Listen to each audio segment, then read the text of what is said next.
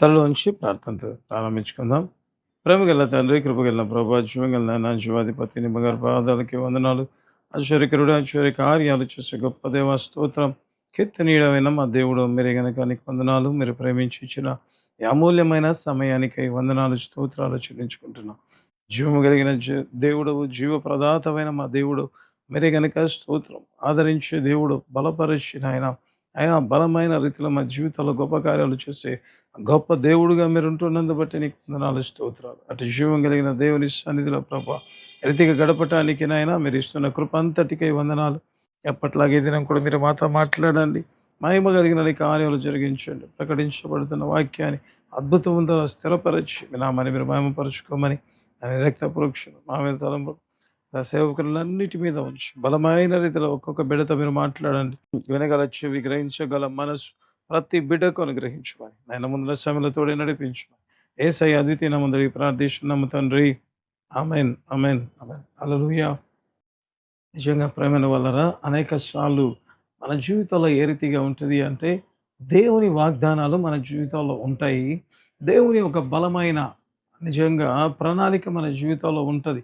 అంటే దేవుని వాగ్దానమే నిజంగా బలమైన రీతిలో ఉంటుంది కనుక, మరి దేవుని వాగ్దానం ఆ రీతిగా బలంగా ఉంటాయి. కానీ అనేక సార్లు మన జీవితంలో ఏ రీతిగా ఉంటుందంటే, వాగ్దానం బలంగా ఉంటుంది.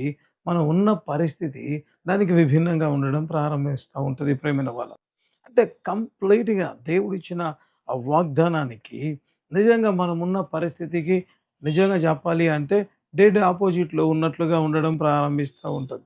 అంటే దేవుని మాట ఒక రీతిగా, దేవుని ఆశీర్వాదాలు మన పట్ల ఉన్న అది దేవుని ఆశీర్వాదాలు మన జీవితంలో ఉన్నతంగా ఉండడం ప్రారంభమవుతాయి. ఉన్నట్లుగా దేవుడు చెప్తూ ఉంటాడు.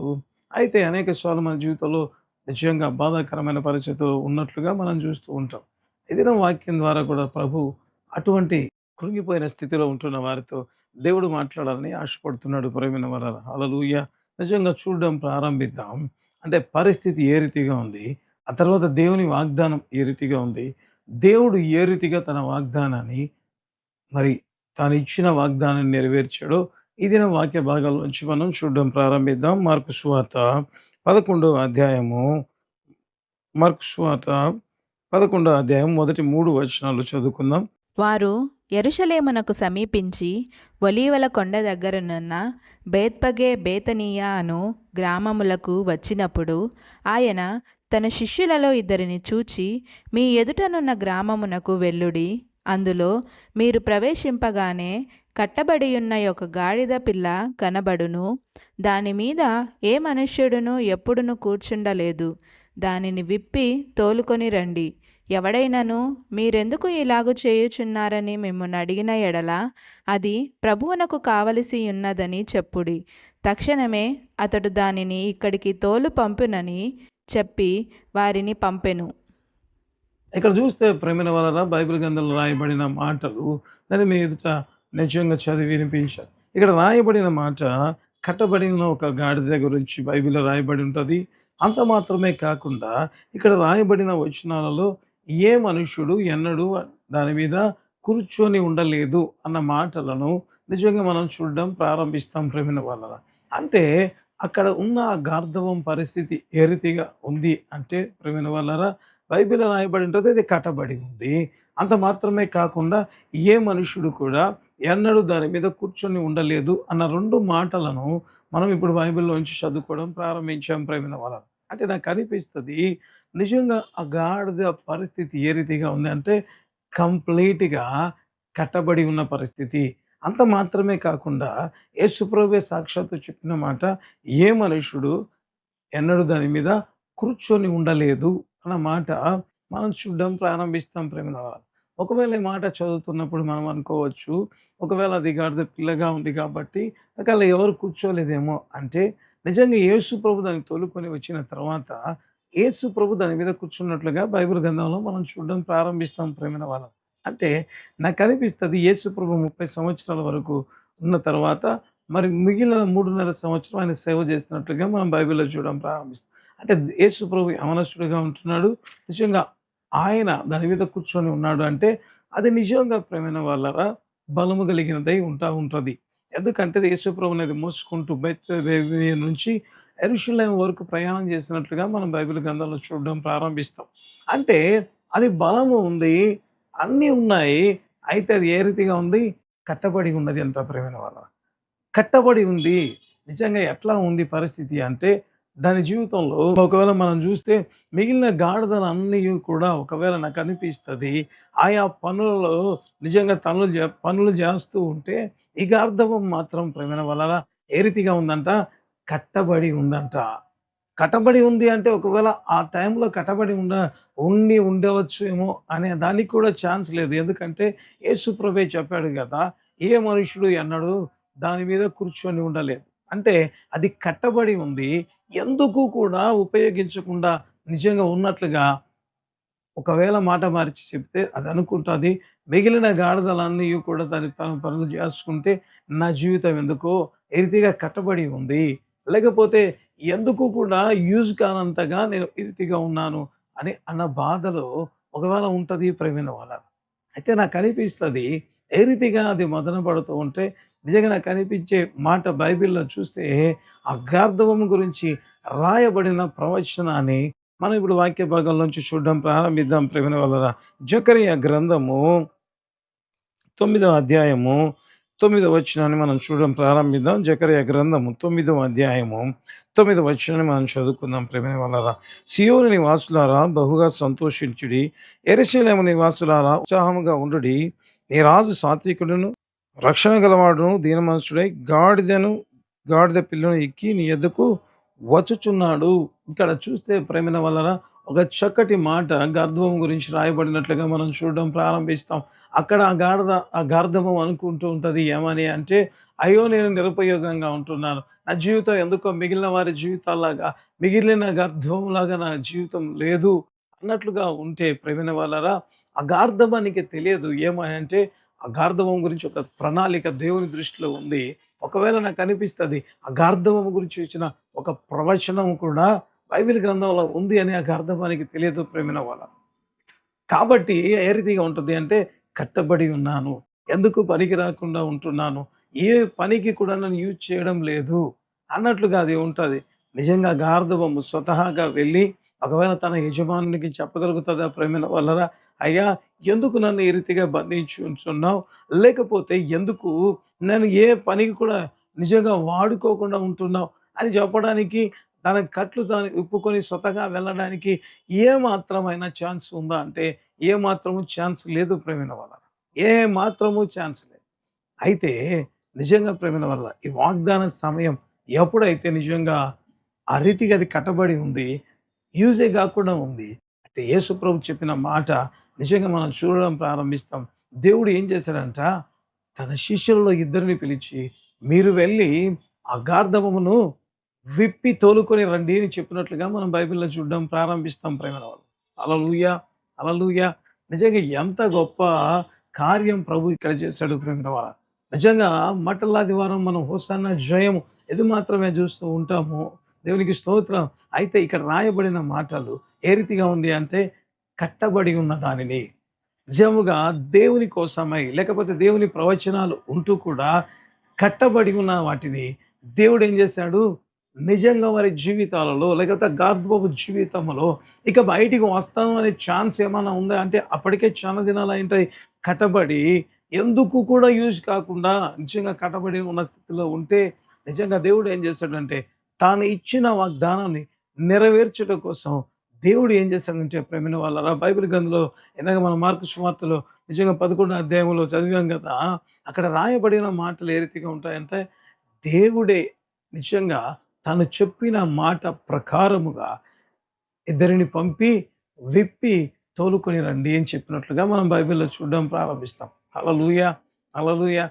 ఎంత గొప్ప కృప. నిజంగా ఈ సందేశం ద్వారా దేవుడు మాట్లాడుతున్న మాటలు ఏంటి అంటే, నీ జీవితంలో నిజంగా బంధించబడి ఉంటున్నావా? లేకపోతే వాగ్దానం ఉంది. అసలు వాగ్దాన పరిస్థితుల గుండానే నువ్వు లేకుండా ఎక్కడో కట్టబడిన స్థితిలో నువ్వు ఉంటే, దేవుడు చెప్తున్న మాట, దేవుడు తన వాగ్దానాన్ని జ్ఞాపకం చేసుకొని ఏం చేశాడంట, తానే మనుషులను పంపి ప్రేమైన వాళ్ళ. తానే నిజంగా ప్రేమలో తానే నిజంగా ఇద్దరు శిష్యులను పంపి విప్పి తోలుకొని రండి అని చెప్పినట్లుగా మనం బైబిల్‌లో చూడడం ప్రారంభిస్తాం. అంత మాత్రమేనా? తిప్పి తోలుకొని రావడమే కాకుండా బైబిల్ గ్రంథంలో మనం చూడడం ప్రారంభిద్దాం. మార్కు సువార్త 11 అధ్యాయము 8, 9 వచనాలు చూస్తే అనేకులు తమ బట్టలను దారి పొడుగునను పరిచిరి. కొందరు తాము పొలములలో నరికిన కొమ్మలను పరిచిరి. మరియు ముందు వెళ్ళుచుండిన వారును వెనుక వచ్చుచుండిన వారును, జయము ప్రభువు పేరట వచ్చువాడు స్తుతింపబడుగాక. నిజంగా ప్రేమైన వాళ్ళరా, ఒకవేళ 7వ వచనం కూడా మనం చూస్తే అక్కడ రాయబడి ఉంటది. వారు యేసు ప్రభు దగ్గరికి ఆ గాడిద పిల్లను తీసుకొని రాగా, యేసు ప్రభు ఆ గాడిద మీద కూర్చున్నట్లుగా మనం బైబిల్ గ్రంథంలో చూడడం ప్రారంభిస్తాం. హల్లెలూయా! ఎంతటి ఆధిక్యత! అంటే అనేక సార్లు వాగ్దానం తీసుకున్న మనము బంధించబడిన పరిస్థితుల్లో ఉన్నట్లుగా ఉంటది ప్రేమైన వాళ్ళం. ఏ రీతిగా ఉంటది? బంధించబడిన పరిస్థితుల్లో ఉన్నట్లుగా. అయ్యా! ఇంకెక్కడ వాగ్దానం నెరవేర్చబడతది అన్నట్లుగా మన పరిస్థితులు ఉంటే, దేవుడు చెప్తున్న ఒక బలమైన సందేశం ఏమి అంటే, నీకు వాగ్దానం ఉందా? అయితే నువ్వు బంధించబడి వాగ్దానం నెరవేర్పే దిశగా నేను లేను అని అనుకుంటూ అస్సలు బంధించబడి ఉన్నాను అంటే దేవుడు అంటాడు. ఆయనే అంటారు ప్రేమైన వాళ్ళ. ఆయనే మన కట్లను విప్పి మన జీవితంలో వాగ్దానాన్ని నెరవేర్చే దేవుడుగా ఉంటున్నాడు. హల్లెలూయా! ఇంకొక వాక్య భాగాన్ని మనం చూడడం ప్రారంభిద్దాం. ఆ వ్యక్తి జీవితంలో ఏ రీతిగా వాగ్దానం పొంది ఉన్నాడు? మరి ఏ రీతిగా ఏ పరిస్థితిలో ఉన్నాడు? ఆయనకొచ్చిన వాగ్దానం ఏంటి? ఆ తర్వాత ప్రభు చేసిన కార్యం ఏంటి కూడా మనం వాక్య భాగాల నుంచి చూడడం ప్రారంభిద్దాం ప్రేమైన వాళ్ళ. ఆదికాండము 39వ అధ్యాయము 20 వచనాన్ని మనం చదువుకుందాం ప్రేమైన వాళ్ళరా. అతనిని పట్టుకొని రాజు ఖైదీలు బంధింపబడు చెరసాలలో వేయించెను. అక్కడ చెరసాలలో ఉండెను. ఇక్కడ చూస్తే యేసేపు ఎక్కడున్నాడంట? రాజు బంధించు చెరసాలలో రాజు ఖైదీలను బంధించు చెరసాలలో నిజంగా యోసేపు ఉన్నట్లుగా మనం బైబిల్ గ్రంథంలో చూడడం ప్రారంభిస్తాం ప్రేమైన వాళ్ళ. నిజంగా ఎక్కడ ఉన్నాడంటే అతి భయంకరమైన పరిస్థితుల మధ్య ఉన్నట్లుగా మనం చూడడం ప్రారంభిస్తాం. అంత మాత్రమే కాకుండా అక్కడ వేసిన వ్యక్తి ఎవరు అంటే పోతీఫర్. పోతీఫర్ ఎవరు అని ఒకవేళ మనం బైబిల్‌లో చూస్తే అతడు ఫరో యొక్క బాడీగార్డ్‌లకు అధిపతిగా ఉన్నట్లుగా మనం బైబిల్‌లో చూడడం ప్రారంభిస్తాం ప్రేమైన వాళ్ళ. అంటే అటువంటి భయంకరమైన వ్యక్తి ఎక్కడ బంధించాడు అంటే, రాజు ఎవరికైతే శిక్ష వేస్తాడో మిగిలిన వారు ఒకవేళ నాకు అనిపిస్తది న్యాయాధిపతులు చిన్న చిన్న వ్యాజ్యములు ఎప్పుడు రాజు దగ్గరికి వెళ్ళవు కదా! మరి రాజు దగ్గరికి వెళ్ళే వ్యాజ్యం ఏ రీతిగా ఉంటది? నిజంగా అది భయంకరంగానే ఉంటది ప్రేమైన వాళ్ళ. మరి రాజు అంత భయంకరంగా తప్పు చేసిన వ్యక్తిని నిజంగా ఎక్కడ వేస్తాడు? అందుకే బైబిల్ చదువుతున్నప్పుడు ప్రతి మాట కూడా చాలా ఇంపార్టెంట్‌గా ఉంటది ప్రేమైన.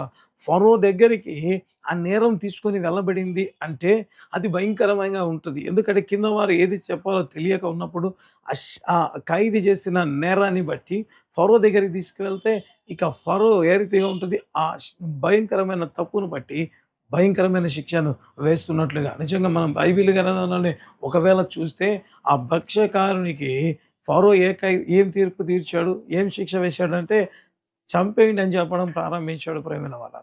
అంటే అంత భయంకరమైన వ్యక్తులున్న ప్రదేశంలో అంటే అంత కఠినమైన శిక్ష అనుభవించే జైలులో యేసేపు ఉన్నట్లుగా మనం చూడడం ప్రారంభిస్తాం ప్రేమైన వాళ్ళ.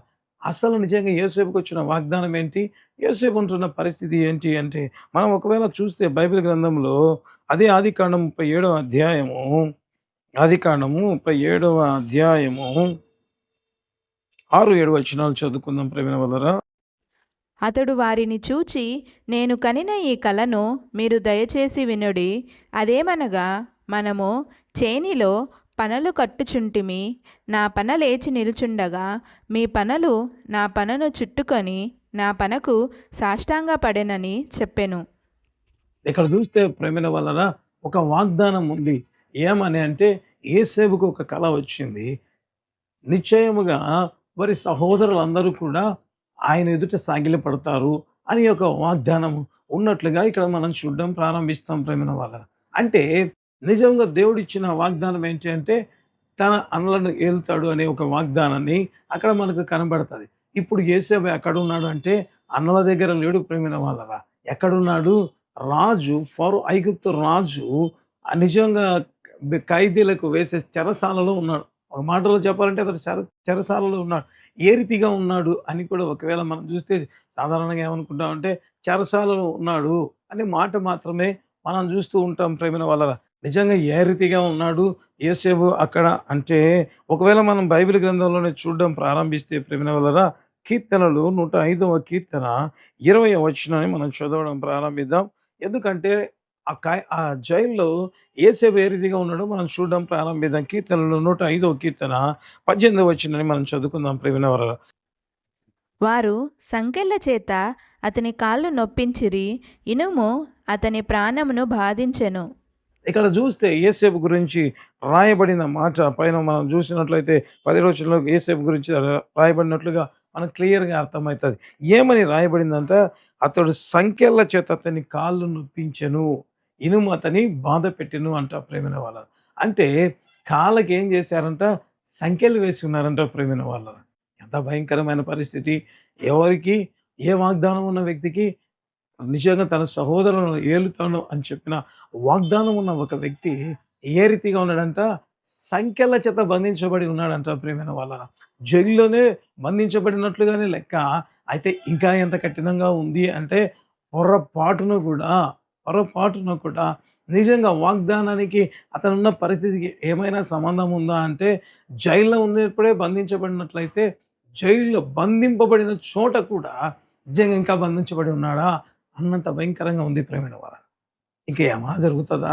బంధించబడితేనే కష్టమవుతుంది ఈ జైల్లోంచి బయటికి రావడానికి. అయితే లోపల బంధించబడిన వ్యక్తిని ఇంకా బంధించి ఉన్నారంట ప్రేమ. అంటే పూర్తిగా డబల్‌గా బంధించబడి ఉన్నాడు ప్రేమ. అంటే ఏ మాత్రము కూడా ఏ చిన్న సోర్స్ కూడా లేనంత పరిస్థితిలో ఉంటే మరి దేవుడు తన వాగ్దానం ఇచ్చున్నాడు కదా! ఇప్పుడు యేసేపు నువ్వు స్వతహాగా బయటికి రాగలుగుతావా? ఆ వాగ్దానం నీ జీవితంలో నెరవేరుతది అంటే అతనంటాడు, అయ్యా హైలీ ఇంపాసిబుల్ అని చెప్పడం ప్రారంభిస్తాడు ప్రేమైన వాళ్ళారా. అయితే నా దేవుడు ఎవరు? ఏం చెప్తున్నాడు మనతో అంటే ప్రేమైన వాళ్ళారా, వాగ్దానం అనేది నీ జీవితంలో ఉంటే దేవుడంట ఏ రీతిగా రియాక్ట్ అవుతాడంట అంటే నువ్వు బంధించబడి ఉంటే ఆ బంధకములను ఊడగొట్టి ఆ తర్వాత తన వాగ్దానాన్ని తానే ప్రేమైన వాళ్ళ మనం కాదు. నిజంగా వాగ్దానం ఎట్లా నెరవేరుతది ప్రభువా అని అంటే దేవుడు అంటున్నాడు, మీరు కాదు నేనే. అంటే దేవుడే ఇన్వాల్వ్ అయి తాను నిజంగా ఏ రీతిగా అద్భుతాలు చేస్తాడు అంటే తానే పంపించి పరిస్థితి అంతా మార్చే దేవుడిగా నిజంగా గార్ధమ విషయంలో యేసు ప్రభువే పంపించి విప్పి తోలుకొని వచ్చారంట ప్రేమైన వాళ్ళ. స్వతహాగా గార్ధవము రాలేదు.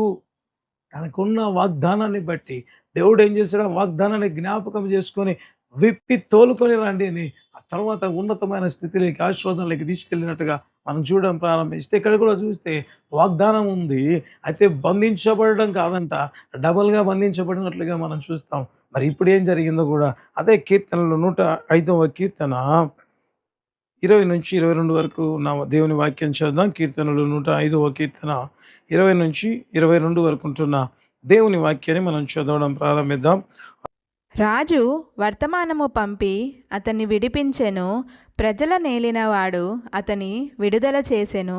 ఇష్టప్రకారము అతడు తన అధిపతుల నేలుటకును తన పెద్దలకు బుద్ధి చెప్పుటకును తన ఇంటికి యజమానునిగాను తన యావదాస్తి మీద అధికారిగాను అతని నియమించెను. హల్లెలూయా! హల్లెలూయా! ఎంతటి గొప్ప దేవుడు ప్రియమైన వారారా! ఎంత బలమైన రీతిలో ప్రభు మనతో మాట్లాడుతున్నాడు. నిజంగా నాకు అనిపిస్తది. ఏం చేశాడంట యోసేపు నువ్వు ఎటు చూసినా లేకపోతే బయటికి వచ్చేదానికి ఏ మాత్రమైన ఛాన్స్ ఉంది అంటే లేదు. జైల్లో ఉన్నప్పుడే బంధించబడినట్లుగా ఉంటే మరి బంధించబడిన చోట నేను బంధించబడి ఉన్నాను. ఇక నిజంగా ఏ మాత్రము ఛాన్స్ లేదు అని అంటే నా దేవుడు ఏం చేశాడంట నిజంగా ప్రేమైన వారా ప్రజలను ఏలువాడు. నిజంగా ఈ మాటలు చదువుతుంటే ఎంతగా ఉంటదంటే, రాజు వర్తమానము పంపి అతన్ని విడిపించడం ప్రారంభించాడంట. హల్లెలూయా! దేవుడు చేసిన కార్యం ఏ రీతిగా ఉందో చూడండి ప్రియమైన వాళ్ళ. తాను ఏలుతాను అన్నాడు గదా! కాబట్టి ఇప్పుడు ఏం చేశాడు? తన బలము చేత, తన శక్తి చేత అతడు బయటికి వచ్చే పరిస్థితే లేదు ప్రియమైన వాళ్ళ. అంతగా బంధించబడితే దేవుడన్నాడు, రాజు వర్తమానము పంపి అతన్ని విడిపించాడంట. ఎంతగా అంటే తన ఆవదాస్తి మీద అతన్ని నియమించెను అన్న మాటలు చదువుతుంటే ఎంత ఆశ్చర్యకరం ప్రియ. హల్లెలూయా! అనేక సార్లు వాగ్దానం తీసుకొని, అయ్యా వాగ్దానం అయితే తీసుకొని ఉన్నాను, నా జీవితంలో ఇది నెరవేరుతదా? ఎందుకంటే నేనున్న పరిస్థితి అటువంటి భయంకరమైనది. కొన్నిసార్లు ఏ రీతిగా ఉంటామంటే వాగ్దానాన్ని మరిచిపోయి, అయ్యా బ్రతికి ఉంటే చాలులే, లేకపోతే కనీసం ఏదో కొంత మాత్రం ఉంటే చాలులే అన్నంత పరిస్థితిలో ఇప్పుడు మనం ఉంటే వాగ్దానాన్ని నమ్ముతారా అంటే నమ్మలేని పరిస్థితిలో మేము ఉన్నామంటే దేవుడు అంటున్నాడు, మీరు ఒకవేళ బంధించబడి ఉన్నా కూడా దేవుడు ఏం చేస్తాడంట, తానే ప్రేమైన వాళ్ళ రాజుకు దేవుడు చెప్పించకపోతే, కల రప్పించకపోతే రాజు అడిగేవాడు కాదు. తద్వారా యేసేపు గురించి తెలియపరిచేది కాదు ప్రేమైన వాళ్ళరా. నిజంగా యోసేపు చెప్పినప్పుడు ఆ పాలదాయకుడు ఫరోకు చెప్పినట్లుగా లేదు. 2 సంవత్సరాలు ఆగాడు. ఎటువంటి సోర్స్ లేదు తను బయటికి రావడానికి. ఇక ఏమీ లేదులే అనుకుంటున్న ఆ సమయంలో దేవుడు ఫరోకు ఒక కల ఇచ్చి అది మరి నిజంగా అది కలత తీసుకొచ్చేట్టుగా తీసుకొచ్చి ఆ తర్వాత ఏం చేశాడు? రాజు ద్వారా బయటికి అంటే ఏం చెప్తున్నాడు దేవుడు అంటే ప్రియమైన వాళ్ళరా, మీరు వాగ్దానాన్ని స్వతంత్రించుకోవడానికి మీకు బలము లేకుండా ఉండవచ్చు. మీరున్న పరిస్థితి మీరు ఆశీర్వదించబడేటట్టుగా లేకపోతే వాగ్దానం మీ జీవితంలో నెరవేర్చబడడానికి ఏ స్కోపు లేదు. అయితే దేవుడు చెబుతున్న మాట తానే, తానే ప్రేమైన వాళ్ళరా నిజంగా పంపించి విడిపించి గొప్ప వ్యక్తిగా చేయడం ప్రారంభించాడు. హల్లెలూయా! మాట మార్చి చెప్పాలంటే వాగ్దానాన్ని నెరవేర్చినట్లుగా మనం బైబిల్‌లో చూడడం ప్రారంభిస్తాం. మరి ఏ స్థితిలో మీరు బంధించబడి ఉన్నా, ఆ దేవుడు చెప్తున్న మాట మీ జీవితాల్లో దేవుడే ఇన్వాల్వ్ అయిపోయిన గొప్ప కార్యం చేయాలని ఆశపడుతున్నాడు. చివరిగా ఒక వాక్య భాగాన్ని చూసి నేను వాక్య భాగాన్ని ముగించాలని ఆశపడుతున్నాను. నిర్గమకాండం 1వ అధ్యాయం 11వ వచనాన్ని మనం చదువుదాం.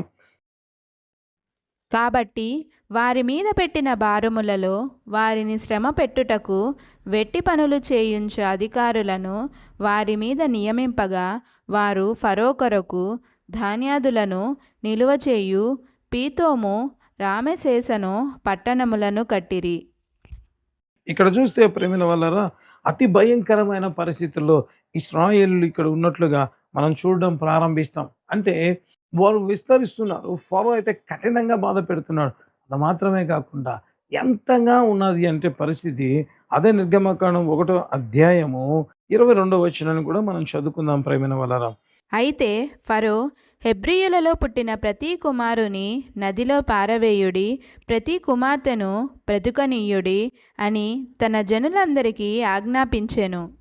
ఇక్కడ చూస్తే ప్రేమిన వల్లరా బైబిల్ గ్రంథంలో రాయబడి ఉన్న మాటలను నిజంగా బహు ఆశ్చర్యం కలగజేస్తుంది. అంటే ఎందుకు నేను ఈ మాటలు చదివించాను అంటే నిజంగా ఇశ్రాయేలీయుల పరిస్థితి ఎంత దయనీయంగా ఉంది అంటే వారికి శ్రమ కలుగుతూ ఉంది. అంత మాత్రమే కాదంట, తమ కుమారులను నదిలో పారవేయుడి అన్న ఆజ్ఞ ఫరో ఇస్తే కూడా వారి పరిస్థితి నిజంగా ఎదిరించే పరిస్థితి అయినా, మరి ప్రతిఘటించే పరిస్థితి ఏదైనా ఉంటే అక్కడే ప్రతిఘటించేవారు ప్రేమైన వల్ల. ఎందుకంటే ఎవరైనా కూడా నిజంగా ఆఖరికి జంతువులైన ప్రేమైన వాళ్ళరా తమ పిల్లల జోలికి వస్తే ఎంత శక్తివంతమైన జంతువైనా ఇది కూడా పొట్లాడడం ప్రారంభిస్తుంది ప్రేమైన వాళ్ళ. అందుకే చెప్తూ ఉంటారు కదా, నిజంగా పిల్లలు ఉంటున్న ఎలుగుబంటి అరణ్యంలో ఒకవేళ తిరుగుతూ ఉంటే దాన్ని ఎవరు టచ్ చేయొద్దు అంటారు ప్రేమైన వాళ్ళు. ఎందుకంటే అది భయంకరంగా ఉంటుంది అంట. అంత భయంకరంగా అంటే పిల్లలు ఉన్నప్పుడు కోడిని కూడా మనం చూడవచ్చు. ఒకవేళ పైనుంచి గద్ద వస్తుంది అంటే ఒక్కసారిగా ప్రేమైన వాళ్ళు తనకంటే బలమైన జంతువులతో అయినా తల్లి పోరాడినట్లుగా మనం చూడడం ప్రారంభిస్తాం, జంతువులు సైతం. అయితే ఇక్కడ చూస్తే ఇశ్రాయేలీయుల పరిస్థితి ఏ రీతిగా ఉందంటే తమ కుమారులను నదిలో పారవేయడి అంటే వారు ప్రతిఘటించలేని పరిస్థితిలో ఉన్నారు, ఎదురు మాట్లాడలేని పరిస్థితిలో ఉన్నారు. నిజంగా నాకు బైబిల్ గ్రంథంలో ఒకవేళ మనం చదివితే కనీసం వారి తరపున ఒక రిప్రజెంటేటివ్ కూడా మరి ఫరోకి ఇచ్చినట్లుగా బైబిల్ గ్రంథంలో రాయబడి లేదు. అయ్యా ఎందుకు ఇటువంటి శాసనం చేస్తున్నావు, మా పిల్లల్ని ఎందుకు చంపుతున్నావు, బాధ పెట్టినప్పుడైనా కనీసం ఒకవేళ అయ్యా నువ్వు ఏమంటారు అధికారులు మమ్మల్ని శ్రమ పెడుతున్నారు అని చెప్పినట్లుగా అయితే కనబడుతుంది, కానీ కుమారులను చంపుతున్నారంటే కనీసం చెప్పలేని స్థితిలో ఉన్నారు ప్రేమ. కనీసం చెప్పలేని స్థితిలో అంటే ఎంత భయంకరమైన పరిస్థితిలో ఉన్నారు ఇశ్రాయేలీయులు అంటే మనకు అర్థమవుతుంది. అయితే వీరి జీవితాల్లో దేవుడిచ్చిన వాగ్దానం ఏ రీతిగా ఉంది అంటే మనం చూడడం ప్రారంభిద్దాం. ఆదికాండము 15వ అధ్యాయము 14 వచనాన్ని మనం చూద్దాం ప్రియమైన వారా. ఆదికాండం 15వ అధ్యాయం 14 వచనం. వారు 400 ఏండ్లు వీరిని శ్రమ పెట్టుదురు. వీరు ఎవరికి దాసులవుదురో ఆ జనములకు నేనే తీర్పు తీర్చుదును. తరువాత వారు మిక్కిలి ఆస్తితో బయలుదేరి వచ్చెదరు. ఇక్కడ రాయబడి ఉన్న మాట ఒకవేళ మనం చూస్తే ప్రేమైన వాళ్ళరా బహు ఆశ్చర్యంగా ఉంటుంది. దేవుడు ఇచ్చిన వాగ్దానం ఏంటంటే, అయ్యా వీరు అక్కడ 400 సంవత్సరాలు పైబడి ఉంటారు, ఆ తర్వాత ఏం చేస్తారు, వాళ్ళని బయటికి తీసుకొని వస్తాను అని దేవుడు ఇచ్చిన వాగ్దానం ఉంది. ఇప్పుడు వీళ్ళ పరిస్థితి ఏ రీతిగా ఉందంటే అతి దయనీయంగా ఉంది. బయటికి వచ్చే పరిస్థితిలో వారు ఏమాత్రము లేరు ప్రేమైన వాళ్ళ, ఏం మాత్రం కూడా లేరు. ఎందుకంటే తమ కుమారులను చంపుతుంటే కూడా కనీసం మాట్లాడే లేని వ్యక్తులు ఇప్పుడు ఫరో దగ్గరికి వెళ్ళి, అయ్యా మేము బయటికి వెళ్తాం, ఈ సంవత్సరాలు నిండి ఉన్నాయి అని చెప్పే స్థితిలో ఉన్నారంటే లేదు ప్రేమైన వారు. అటువంటి భయంకరమైన పరిస్థితిలో ఉంటున్న వారి జీవితాల్లో ఉన్న వాగ్దానాన్ని దేవుడు ఏ రీతిగా మరి నెరవేర్చాడో కూడా మనం చూడడం ప్రారంభిద్దాం ప్రేమైన వాళ్ళ. నిర్గమకాండము 3వ అధ్యాయము 9-10 వచనాలు చదువుకుందాం. ఇశ్రాయేలీయుల మొర నిజముగా నా యొద్దకు చేరినది. ఐగుప్తీయులు వారిని పెట్టుచున్న హింస చూచి తిని, కాగా రమ్ము, నిన్ను ఫరో యొద్దకు పంపెదను. ఇశ్రాయేలీయులైన నా ప్రజలను నీవు ఐగుప్తులో నుండి తోడుకొని పోవలనెను. హల్లెలూయా. అయ్యా ఇంత భయంకరమైన పరిస్థితిలో మేము ఉంటున్నాం, ఫరో చేత బంధించబడి ఉంటున్నాం అంటే దేవుడు అంటాడు వారికి ఇచ్చిన వాగ్దానాన్ని బట్టి వారు ఆ వాగ్దానాన్ని స్వతంత్రించుకోలేని పరిస్థితిలో ఉన్నారు ప్రేమైన వారు. అయితే దేవుడే అన్నాడు, నేను చూసి ఉన్నాను, రా నేను ఫరో యొద్దకు పంపుతాను, ఇశ్రాయేలు నా ప్రజలను నువ్వు ఐగుప్తు నుంచి తీసుకొని వెళ్ళు. హల్లెలూయా. అంటే ఏం చూపిస్తూ ఉంది, మనం బంధించబడిన పరిస్థితిలో ఉన్న వాగ్దానం మన జీవితంలో నెరవేర్చబడడానికి ఏ మాత్రం స్కోప్ లేకపోయినా దేవుడు చెప్తున్నాడు తానే అంటే తానే ఇన్వాల్వ్ అయి పంపించి బయటికి తీసుకురావడం ప్రారంభిస్తాడంట. హల్లెలూయా. అంటే మన శక్తి ద్వారా, మన బలము ద్వారా కాదు ప్రేమ, ఆయన శక్తి ద్వారా, ఆయన బలం ద్వారా ఇటు గొప్ప కార్యాలు చేయాలని ఆశపడుతున్నాడు. ఇంకా వాగ్దానాలు రాయబడి ఉంటుంది కదా, మిక్కిలి ఆస్తి గలవారై బయటికి తీసుకొని వస్తాను అంటే ఏమాత్రమైన వాగ్దానాన్ని కొంచెమైనా బయటికి వస్తే చాలే అనుకుంటే దేవుడు ఏమాత్రం రాజీ పడలేదు ప్రేమ వల్ల. మనం చూద్దాం నిర్గమకాండం 12వ అధ్యాయము 35వ వచనాన్ని మనం చదువుకుందాం. ఇశ్రాయేలీయులు మోషే మాట చొప్పున చేసి ఐగుప్తీయుల యొద్ద వెండి నగలను, బంగారు నగలను, వస్త్రములను అడిగి తీసుకొనిరి. యెహోవా ప్రజల ఎడల ఐగుప్తీయులకు కటాక్షము కలుగజేసెను గనుక వారు వారికి కావలసిన వాటిని ఇచ్చిరి. అట్లు వారు ఐగుప్తీయులను దోచుకొనిరి. హల్లెలూయా. ఎంత అంటే దేవుడు అన్నాడు మిక్కిలి ఆస్తి గలవారై నేను వారిని బయటికి తీసుకొస్తాను. ఓటి చేతులతో కాదంట ప్రేమైన వాళ్ళు. అయ్యా మేము బయటికి వస్తే చాలు అని వాళ్ళు అనుకుంటుంటే బయటికి ఒట్టి చేతులతో కాదంట దేవుడు తీసుకొచ్చింది. ఐగుప్తును దోచుకొని వచ్చారంట ప్రేమైన వాళ్ళు. హల్లెలూయా. అంటే వారికి కావాల్సినవన్నీ బంగారు, వెండి, వస్త్రములు ఇంకా అనేకమైన తీసుకొని వారిని దోచుకొని బయటికి వచ్చినట్లుగా మనం బైబిల్లో చూడడం ప్రారంభిస్తాం. హల్లెలూయా. ఎంత గొప్ప దేవుడు మనం సేవిస్తున్న దేవుడు, ఎంత గొప్ప దేవుడు మనం ఆరాధిస్తున్న దేవుడు ప్రేమైన వాళ్ళ. మరి ఏ స్థితిలో మీరు ఉంటున్నారో నేనైతే ఎరుగను, కానీ అయితే దేవుడు చెప్తున్న మాట, మీ జీవితంలో వాగ్దానం ఉందా? అయితే మీరు కట్టబడి ఉన్నారా? అయితే దేవుడు చెప్తున్నాడు తానే పంపించి విడిపించి మిమ్మల్ని వాగ్దానపు దేశములకి నిలబెట్టాలని, లేకపోతే వాగ్దానమును స్వతంత్రించుకోవాలని దేవుడు ఆశపడుతున్నాగా. దేవుడు మనతో మాట్లాడేట్టుగా ధైర్యం తెచ్చుకుందాం. ఏ స్థితిలో ఉన్నాం, నిజంగా కన్నీరు గార్చే స్థితిలో ఒకవేళ ఉంటే కూడా దేవుడు చెప్పే మాట, మీరు ఆ స్థితిలో వచ్చి నిశ్చయముగా ప్రేమైన వాళ్ళు ఆ మొర నాకు చేరిన అలా నేను ఐగుప్తులోంచి నా ప్రజలను విడిపించుటకు నేను నిన్ను మోషేతో అన్నాడు దేవుడు, ఫరో దగ్గరికి పంపిస్తున్నాను అన్నాడు. హల్లెలూయా. మన బలం కాదు, వాగ్దానం ఉన్న వారి బలం కాదు ప్రేమైన వాళ్ళ, వాగ్దానం ఇచ్చిన దేవుని బలము చేత మనల్ని విడిపించి వాగ్దానాన్ని స్వతంత్రించుకునే బిడ్డలుగా దేవుడు మనల్ని చేయాలని ఆశపడుతుండగా, అంటే దేవుని కలిగి ఉన్నందు బట్టి యేసయ్యకి వందనాలు చేద్దాం, సంతోషిద్దాం, విశ్వాసంతో ప్రార్థిద్దాం. నిజముగా ప్రేమైన వాళ్ళ ఇట్టి కార్యం త్వరలోనే దేవుడు మన జీవితాల్లో జరిగించబోతున్నాడు. దేవుని యందు ఆనందిస్తూ దేవుని గణపరచడం ద్వారా కట్టబడిన గార్థంను విప్పిన దేవుడే మన కట్లను విప్పి నిజంగా వాగ్దానాన్ని నెరవేర్చడానికి సిద్ధంగా ఉంటున్నాడు. తల నుంచి ప్రార్థన చేసుకుంటాం. ప్రేమగలిగిన తండ్రి, కృపగలిగిన ప్రభు, జీవంగలిగిన జీవాధిపతి, నీ బంగారు పాదాలకి వందనాలు, స్తోత్రాలు చెల్లించుకుంటున్నాం. ఆశ్చర్యకరుడా, ఆశ్చర్య కార్యాలు చేసిన గొప్ప దేవానికి స్తోత్రం ప్రభా. అనేక సార్లు వాగ్దానాలు తీసుకొని ఇవి ఎక్కడ జరుగుతాయి, ఇవి ఎక్కడ మా జీవితంలో జరుగుతాయి, ఈ వాగ్దానం అయితే నా జీవితంలో ఉంది కానీ అయ్యా నేను ఆ పరిస్థితుల్లో లేను, కనీసం దరిదాపుల్లో కూడా లేను అన్నట్లుగా అనేక సార్లు కుంగిపోతే ప్రభువా, తండ్రి మమ్మల్ని బట్టి కాదు, మేమున్న పరిస్థితిని బట్టి కాదు, వాగ్దానం ఇచ్చిన దేవుని బట్టి ఆయనే తన బలము ద్వారా మమ్మల్ని విడిపించాలని ఆశపడుతుండగా నిజముగా నీకు స్తోత్రాలు, వందనాలు చెల్లించుకుంటున్నాను ఆయన. మహిమ నీకే, ఘనత నీకే, ప్రభావములు నీకు మాత్రమే కలుగునుగాక యేసయ్య. ఎంతమంది అయితే తండ్రి అయ్యా నిజంగా బంధించబడిన స్థితిలో ఉంటున్నారో ప్రభువా, మా జీవితంలో విడుదల ఉండదా, మా జీవితంలో ఆశీర్వాదాలు పొందుకోలేమా, మా జీవితంలో వాగ్దానాలు స్వతంత్రించుకోనలేమని అయ్యా తండ్రి ఎదురు చూస్తున్న ప్రతి బిడ్డ జీవితంలో తండ్రి నీ అద్భుతాలిక ప్రారంభించండి నాయన, నీ ఆశ్చర్య కార్యాలు ప్రారంభించండి నాయన. ప్రకటించబడినది జీవము కలిగిన దేవుని మాటలు కదయ్యా. కాబట్టి ప్రార్థన చేసి కూర్చున్నా, బలమైన రీతిలో నీ కృప కలిగిన కార్యాలు జరిగించి మహిమ ఘనత ప్రభావములు కేవలం మీరు మాత్రమే పొందుమని ప్రార్థన చేసి కూర్చున్నా యేసు నామములో నాయన. Thank you lord, thank you lord, thank you Jesus. I pray the father, ప్రతి ఒక్క బిడ్డ జీవితంలో అద్భుతాలు ఆశ్చర్య కార్యాలు జరిగించండి. ఎంతమంది జీవితాల్లో వాగ్దానాలు అయ్యా పెండింగ్గా ఉంటున్నాయో ప్రతి వాగ్దానం యేసు క్రీస్తు నామములు నెరవేర్చబడును గాక అయ్యా. మీ బలము ద్వారా, మీ శక్తి ద్వారా, అందుకే బైబిల్ రాయబడింది, శక్తి ద్వారా బలము ద్వారా కాక ఇది నా ఆత్మ ద్వారా జరుగునని సైన్యములకు అధిపతి యెహోవా సెలవిస్తున్నాడు అన్నట్లుగా నాయన నీ గొప్ప కార్యాలిక ప్రారంభించండి నాయన. మీరే తండ్రి ప్రభు పంపించి విడిపించాడు నాయన. ఏ బంధకాలలో ఉంటున్నారో ప్రభువా, ఆశ్రదలు రాకుండా ఏ బంధకాలు అన్ని బంధించి ఉంచున్నాయో విడిపించి మీరే మహిమ ఘనత ప్రభావాలు పొందుమని ప్రార్థించి.